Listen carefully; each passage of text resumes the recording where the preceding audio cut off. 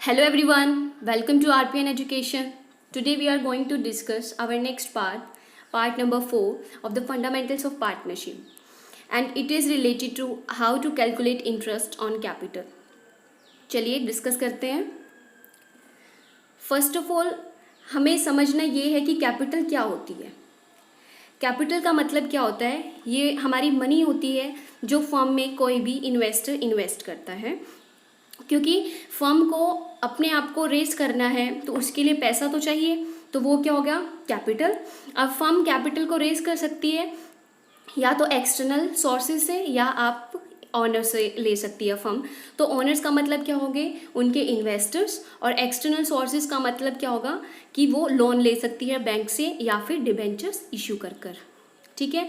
सो जब आप किसी से भी पैसा रेस कर रहे हो, किसी से भी कैपिटल रेस कर रहे हो, तो फर्म क्या होगी? उसके लिए लायबल होगी कि उस पैसे के ऊपर फर्म इंटरेस्ट दे. ठीक है.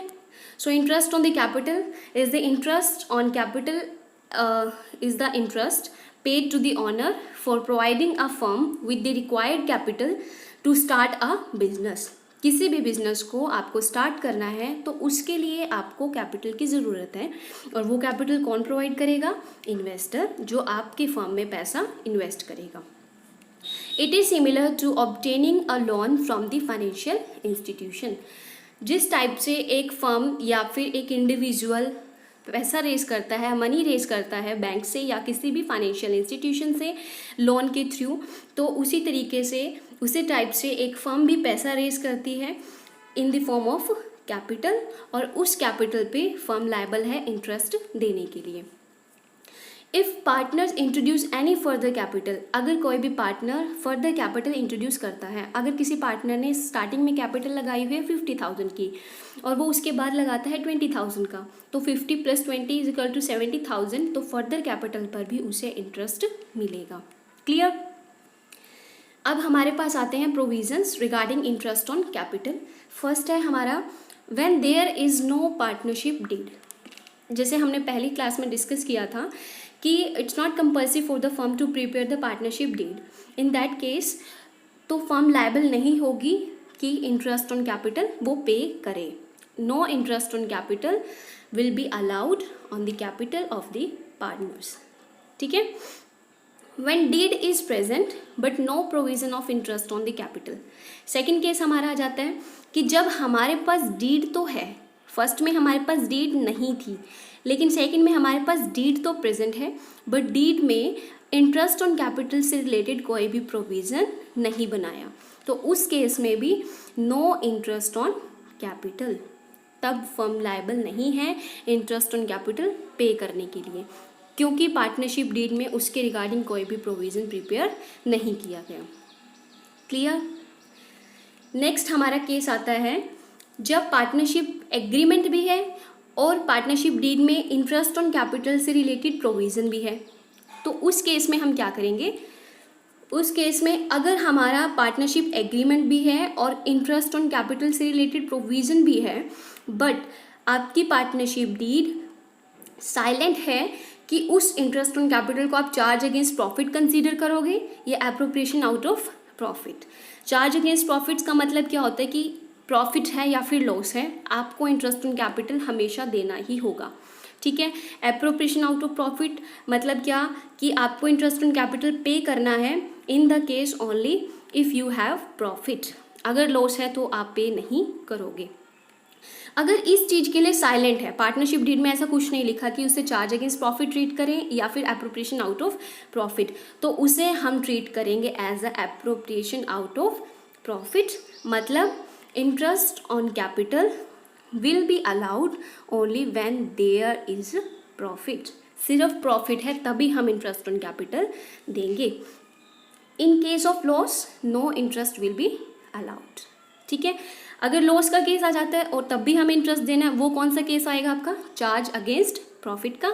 बट अगर पार्टनरशिप डीड आपकी साइलेंट है कि चार्ज अगेंस्ट प्रॉफिट देना है या एप्रोप्रिएशन कुछ भी नहीं बताया, तो उस केस में आप सिर्फ तभी इंटरेस्ट ऑन कैपिटल पे करोगे जब आपकी फर्म में प्रॉफिट होगा. ठीक है. नेक्स्ट हमारा आता है when the profit before interest on capital is equal to और more than the amount of interest. मतलब आपने इंटरेस्ट ऑन कैपिटल अभी नहीं दिया, ओके। और आपका जो प्रॉफिट है वो इंटरेस्ट ऑन कैपिटल से पहले का प्रॉफिट आपका ज़्यादा है, ठीक है, ज़्यादा है या फिर इक्वल है। सपोज आपका प्रॉफिट है 50,000 का, ठीक है, 50,000 का आपका प्रॉफिट है और आपका जो इंटरेस्ट ऑन कैपिटल से आता है वो आता है आपका 20,000। तो उस केस में आपका रिमेनिंग प्रॉफिट कितना बचता है? 30,000 का, ठीक है, 30,000 का बच जाता है। आगे फर्दर वो डिस्ट्रीब्यूट होगा आपका पार्टनर्स में। तो हम इस केस में बोल सकते हैं कि जब आपका प्रॉफिट जो है इंटरेस्ट ऑन कैपिटल देने से पहले आपका ज़्यादा है तो हम full interest will be allowed, तो हम पूरा जो इंटरेस्ट ऑन कैपिटल का पैसा है वो पार्टनर्स को पूरा दे देंगे। लेकिन सेकंड केस हमारा ये आ जाता है कि प्रॉफिट जो है ना आपका, जब आप डिस्ट्रीब्यूट करोगे वो आपका कम पड़ जाता है और इंटरेस्ट ऑन कैपिटल आपका ज़्यादा है। तो उस केस में हम डिस्ट्रीब्यूट करेंगे प्रॉफिट को in the ratio of interest on the capital of each partners. हमारा नेक्स्ट केस आता है when partnership agreement provides for treating interest as charge.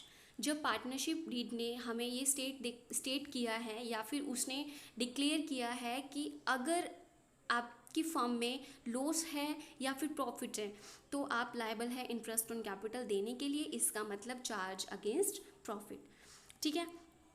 यहाँ पे उसने डायरेक्शन दी है फर्म ने कि आप हमेशा फर्म को इंटरेस्ट ऑन कैपिटल जो है पार्टनर्स को पे करोगे, चाहे फर्म में प्रॉफिट हो या फिर लॉस। तो इसका मतलब उसने क्या माना है, उसने ट्रीट किया है इंटरेस्ट को एज अ चार्ज, ठीक है। तो उस केस में हम उनको फुल इंटरेस्ट जो है अलाउ करेंगे whether there is a profit और देयर इज अ लॉस। समझ में आए? ये चार के चार केसेस बहुत इंपॉर्टेंट है। फर्स्ट में आपका पार्टनरशिप डीड नहीं है तो आपको इंटरेस्ट चार्ज नहीं करोगे। अगर आपकी डीड प्रेजेंट है लेकिन उसके अंदर कोई प्रोविज़न नहीं है तो भी आप इंटरेस्ट ऑन कैपिटल चार्ज नहीं करोगे। लेकिन अगर आपकी पार्टनरशिप डीड भी है और उसके अंदर प्रोविज़न भी बनाया है बट ये स्टेट नहीं किया कि चार्ज अगेंस्ट प्रॉफिट है या एप्रोप्रिएशन आउट ऑफ प्रॉफिट है, तो उस केस में आप उसे appropriation out of profit he consider करोगे, ओके। और अगर पार्टनरशिप डीड में ये बोला है कि अगर इंटरेस्ट ऑन चार्ज आपको देना है चाहे उसमें प्रॉफिट है या फिर लॉस, तो आप उसे फुल इंटरेस्ट ऑन कैपिटल जो है अलाउ करोगे, ठीक है। चलिए, जो 4 केसेस हमने अभी डिस्कस किए हैं उसके अकॉर्डिंग एक क्वेश्चन सॉल्व करते हैं। क्वेश्चन में हमारे पास गिवन है A and B are partners और उनकी प्रॉफिट शेयरिंग रेशियो है 3:2। ए की कैपिटल यहाँ पे 2 लाख और बी की कैपिटल है 1 लाख। हमें डिस्ट्रीब्यूशन ऑफ प्रॉफिट्स दिखाना है इन दी फॉलोइंग केसेस, ठीक है।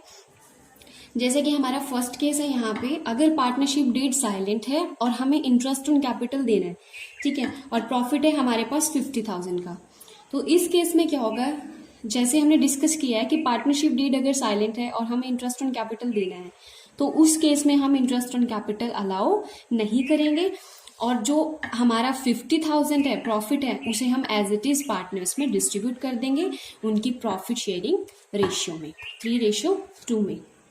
जैसे कि ए को मिलेगा 3 डिवाइड बाई 5, मतलब 5 इनका टोटल प्रॉफिट है, उसमें से 3 जो है वो 3 का ए का पार्ट है, तो उसको मिलेगा 30,000 और बी को मिलेगा 20,000। ये था हमारा फर्स्ट केस, जब हमारा प्रॉफिट एंड लॉस एप्रोप्रिएशन हमें अकाउंट बनाना है, हमें एप्रोप्रिएट करना है प्रॉफिट को और हमारी पार्टनरशिप डीड इस केस में साइलेंट है। अब नेक्स्ट केस है, इसमें क्या बोलते हैं कि इंटरेस्ट ऑन कैपिटल है आपका 8% और आपको लॉस हुआ है फर्म में 50,000 का। तो लॉस के केस में हमें देखना यह है कि क्या ये चार्ज अगेंस्ट प्रॉफिट है या एप्रोप्रिएशन आउट ऑफ प्रॉफिट है। अगर तो चार्ज अगेंस्ट प्रॉफिट है तो इट्स कंपल्सरी कि आपको इंटरेस्ट ऑन कैपिटल फर्म जो है पार्टनर्स को देना है, ठीक है। लेकिन यहाँ पर कोई भी इंफॉर्मेशन नहीं गिवन है इसके रिगार्डिंग, तो हम क्या करेंगे कि यहाँ पे लॉस, जैसे हमारा डेबिट बैलेंस है, लॉस हमारा डेबिट होता है, तो आप यहाँ पर लॉस को ट्रांसफर करोगे और इसके अकॉर्डिंग जो भी पार्टनर्स के कैपिटल के अकॉर्डिंग उनकी जो प्रॉफिट शेयरिंग रेशियो है 3:2 के अकॉर्डिंग उनके लॉस को आप डिस्ट्रीब्यूट कर दोगे। क्लियर? लाइक आपका ए की कैपिटल में जाएगा 30,000 और बी की कैपिटल में 20,000 से। नेक्स्ट हमारा केस आ जाता है, इंटरेस्ट ऑन कैपिटल है आपका 8% and profit for the year 50,000। यहाँ पे प्रॉफिट है 50,000, इंटरेस्ट ऑन कैपिटल 8%। तो ठीक है, यहाँ पे कुछ ऐसा है ही नहीं है हमें चार्ज अगेंस्ट प्रॉफिट या एप्रोप्रिएशन आउट ऑफ प्रॉफिट देखना हो, तो इस केस में हम डायरेक्ट प्रॉफिट को डिस्ट्रीब्यूट करेंगे इंटरेस्ट ऑन कैपिटल के केस में। जैसे प्रॉफिट आपका 50,000 और इंटरेस्ट ऑन कैपिटल जब हम पार्टनर्स को देंगे तो ए को मिलेगा 16,000 3:2 के अकॉर्डिंग, उनके प्रॉफिट शेयरिंग रेशियो के अकॉर्डिंग कितना मिलेगा, 16,000 मिलेगा ए को, 8,000 मिलेगा बी को। कितना हो गया, 24,000 है, तो 50 में से 24 गए, रिमेनिंग कितना हुआ, 26,000। अब इस 26,000 को हम फर्दर डिस्ट्रीब्यूट करेंगे ए की कैपिटल में एंड बी की कैपिटल में। सो ए को मिलेगा 15,600 एंड बी को मिलेगा 10,400। क्लियर हुआ? ये बहुत सिंपल सा केस था। नेक्स्ट हमारा यहाँ पे आ जाता है कि जब आपकी पार्टनरशिप डीड प्रोवाइड करती है interest on capital 8% and profit for the year 15,000, 15,000 है सिर्फ, तो क्या आपको नहीं लग रहा कि यहाँ पर प्रॉफिट सिर्फ 15,000 का है? और जब हम डिस्ट्रीब्यूट करते हैं इनको 8% के अकॉर्डिंग, तो यहाँ पर आपका डिस्ट्रीब्यूट करने के बाद कितना आता है, प्रॉफिट कितना आएगा? इंटरेस्ट ऑन कैपिटल 8% आपको लगाना है किसके ऊपर, कैपिटल के ऊपर। कैपिटल कितनी थी, लाइक यहाँ पर देखो, जब हम बात करते हैं इंटरेस्ट ऑन कैपिटल कितना आएगा, एक की थी 2 लाख और बी की थी 3 लाख, और इनको देना है 8% की रेट से, तो कितना आएगा 8%, 2 लाख का 16,000 एंड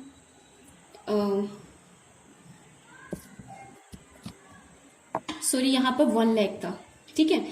8% 2 लाख का 8% यहाँ पे 16,000 है और 1 लाख का 8% आपका आएगा 8,000, तो टोटल कितना इंटरेस्ट बनता है यहाँ पे 24,000। ओके, पहले प्रीवियस केस में हमने क्या किया था, 24,000 हमारा इंटरेस्ट ऑन कैपिटल था, 50,000 हमारे पास प्रॉफिट था, तो हमारे पास जो है रिमेनिंग था 26,000 का, ठीक है। यहाँ पे आप इंटरेस्ट ऑन कैपिटल भी पे कर रहे हो और प्रॉफिट आपका फिर भी बच रहा है, लेकिन इस केस में आपका प्रॉफिट है 15,000 का, प्रॉफिट है आपका 15,000 का, लेकिन आपको कितना डिस्ट्रीब्यूट करना है पार्टनर्स को एज इंटरेस्ट, 24,000। ये तो आपका नेगेटिव बैलेंस चला गया, लेकिन ऐसे हम नहीं कर सकते क्योंकि हमारा चार्ज अगेंस्ट प्रॉफिट नहीं है। चार्ज अगेंस्ट प्रॉफिट का मतलब अगर लॉस होता तो भी आपको डिस्ट्रीब्यूट करना ही है, तो ऐसा कुछ भी नहीं इसमें लिखा हुआ, कोई इन्फॉर्मेशन नहीं है इसके रिगार्डिंग। तो आप क्या करोगे, जो 24,000 है ना, जैसे कि आपका 16,000 ए की कैपिटल का, 8,000 आपका बी की कैपिटल का, तो इनकी कैपिटल के रेशियो के अकॉर्डिंग आप डिस्ट्रीब्यूट करोगे अपने प्रॉफिट को। लाइक यहाँ पे प्रॉफिट था 15,000 का, तो 15,000 का 2/3 एंड 15,000 का 1/3, जैसे कि यहाँ पे किया हुआ है। 15,000 का 2/3 ए को मिलेगा एंड 15,000 का 1/3 आपका बी को मिलेगा। क्लियर? इस तरीके से आपको ये क्वेश्चन करना है। जब हमारा प्रॉफिट कम है और इंटरेस्ट ऑन कैपिटल आपका ज्यादा है, तो आप कैसे डिस्ट्रीब्यूट करोगे, जो भी उनकी इंटरेस्ट ऑन कैपिटल की रेशियो बनती है उसके अकॉर्डिंग आप प्रॉफिट को डिस्ट्रीब्यूट करोगे। हमारा लास्ट केस आता है, अगर पार्टनरशिप जो है डीड प्रोवाइड करती है कि जो इंटरेस्ट ऑन कैपिटल है वो आपका 8% है, even if it involves the firm loss, चाहे फर्म में लॉस हो या फिर प्रॉफिट, वो डिस्ट्रीब्यूट करना ही करना है। मतलब ये कौन सा केस आ गया, चार्ज अगेंस्ट प्रॉफिट, ठीक है। तो इस केस में आपको डिस्ट्रीब्यूट करना ही है। लाइक यहाँ पर आपका बैलेंस आया 15,000 का, और जब आप इंटरेस्ट ऑन कैपिटल पे करोगे तो उसके अकॉर्डिंग 16,000 ए को मिलना चाहिए, बी को 8,000, उसके अकॉर्डिंग 24,000 टोटल बैलेंस हुआ। सो 24 यहाँ पर आपको ज्यादा देना है और आपके पास प्रॉफिट कम है, तो उस केस में आपका क्या होगा, लॉस 9,000 का आप ट्रांसफर करोगे क्रेडिट साइड। तो ए को कितना लॉस मिलेगा, 9,000 का आप करोगे 3/5 एंड 9,000 का 2/5, बी को मिलेगा, ए को मिलेगा 3/5, उसके अकॉर्डिंग आप 9,000 को डिस्ट्रीब्यूट करोगे। इस तरीके से हमारे ये 4 केसेस कवर हो जाते हैं इसमें। होप सो आपको वीडियो समझ में आई होगी। Thanks for watching.